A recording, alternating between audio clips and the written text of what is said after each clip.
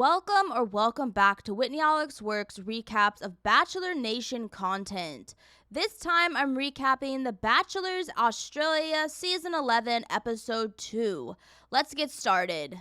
We begin Episode 2 with a reflection of how Night 1 went for our 3 Australian bachelors. We learn that Luke is head over heels for Ellie already, but the problem is Ben is very much still interested in getting to know Ellie as well. We start the second week with a round of single dates, and we start with Luke choosing Ellie. Shocking, but not really. Luke takes Ellie out for a romantic first date where they row a boat around a heart-shaped pond and enjoy their time together. After the Notebook movie-inspired rowboating, Luke and Ellie sit down where they drink wine and Luke showcases his lumberjack skills. He builds a fire in the pit for them as they both chop wood to keep the flames alive. Then Luke, to show Ellie that he is definitely into her, gives her a journal where he hopes she can use it to channel her thoughts and emotions as she continues with the show. Ellie is extremely touched and grateful for Luke's gift, and they end up kissing. Well, let's just say at this point in time, Ellie is a major top contender already for Luke's final rose. Meanwhile, we switch over to see that Ben has invited Caitlin on his single date for the week. Caitlin, a 25-year-old jewelry salesperson from Melbourne, gets the iconic helicopter ride date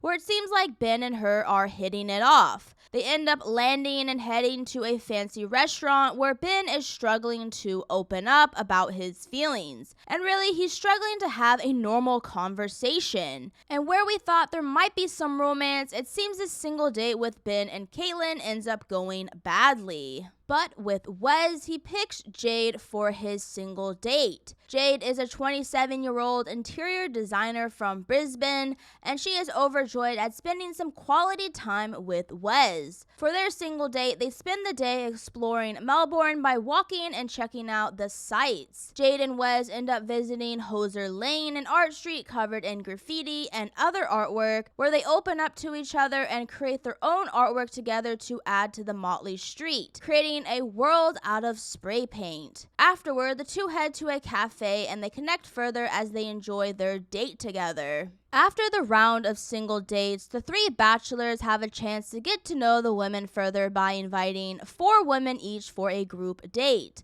The catch is that if a contestant is invited on a group date, they are at risk of heading home at the rose ceremony. Women that haven't had a date automatically go to the next week. With that in mind, 12 women show up for an underwater photo shoot.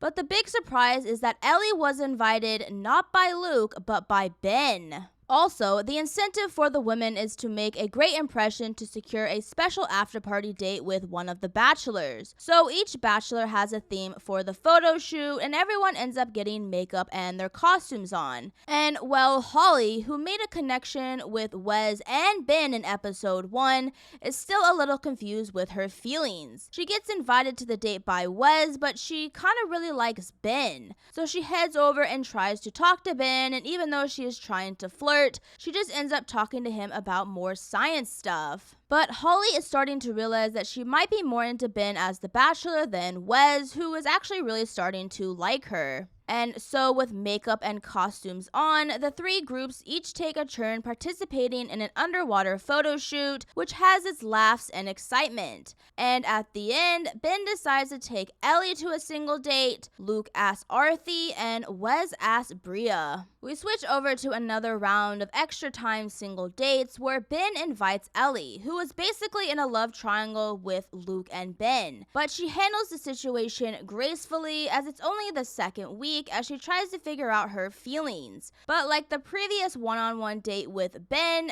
struggles to open up about his feelings, and this makes Ellie question her feelings as she admits in her confessional that during her time with Ben, she was thinking about Luke. Speaking of Luke, he has some extra time with Arthi, a 29-year-old health projects manager from Sydney, and she is excited to get to know Luke more. Arthi opens up to Luke about her cultural struggles as well as her family struggles, as apparently her family was not supportive of her going on the show. But Luke is really taken to Arthi's confidence, and they end up sharing their first kiss together. Lastly, Wes invited Brea for some extra time together, and Wes is feeling pretty good about Brea, and he decides to open up about his past and the truth about his relationship history. He ends up telling Brea that he has never had a girlfriend and that he has never had sex before. This is due to his religion, as he says he values holding out for the right one. Brea is shocked, but she ends up seeing that Wes is being vulnerable and open with her, and she is eager to continue to get to know him better. With a busy second week of single and group dates, it's time for the second rose ceremony of the season. Like the first rose ceremony, each man calls out the names of the women he wants to keep around for at least another week. Let's start with Ben. He chooses Ellie, Angela, Anastasia, and Natalie. Luke then chooses Arthi, McKenna, Lisa, and then Madison. Wes picks Jade,